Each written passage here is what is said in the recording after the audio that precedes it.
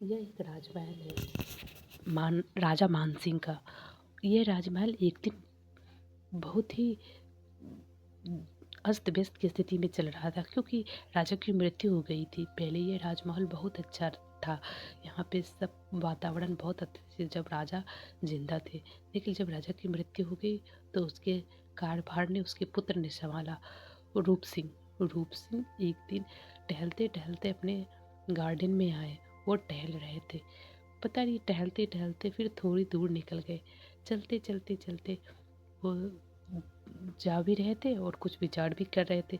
जाते ही उसे एक गार्डन में दूर से कुछ एक लड़की दिखाई दी, जो कहीं की राजकुमारी थी। वो भी बहुत खूबसूरत थी, उसे बहुत पसंद आया और वो उसे देख ही रही थी कि उधर से बाघ आ गए उसके पीछे। अब तो बाघ से दोनों भयभीत हो गए। अब क्या करे दोनों दोनों असमंजस में।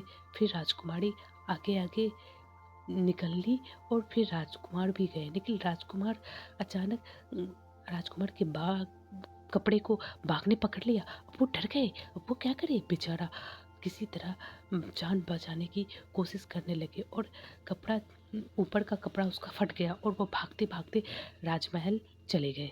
वो तो सुरक्षित पहुंच गए, रानी भी वहाँ थी, राजकुमारी भी पहुंची। राजकुमार तो अंदर चले गए और उस राजकुमारी ने पूरी कहानी बताई रानी को। रानी भी चिंतित हो गई, चलो किसी तरह हमारे राजकुमार की जान बच गई, नहीं तो आज क्या हो जाता।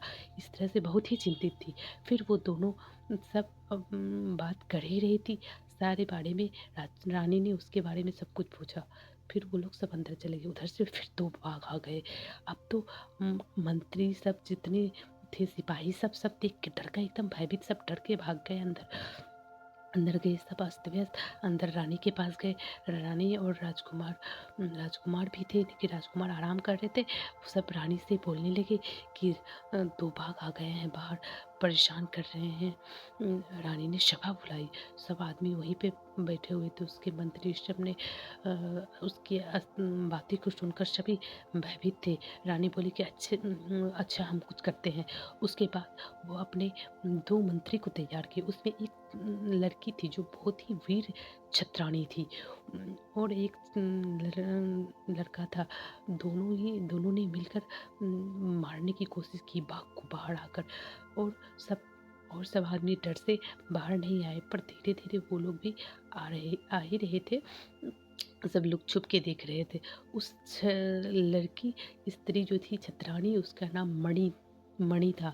मणि ने उसे बांध से मार दिया दोनों बाघ को।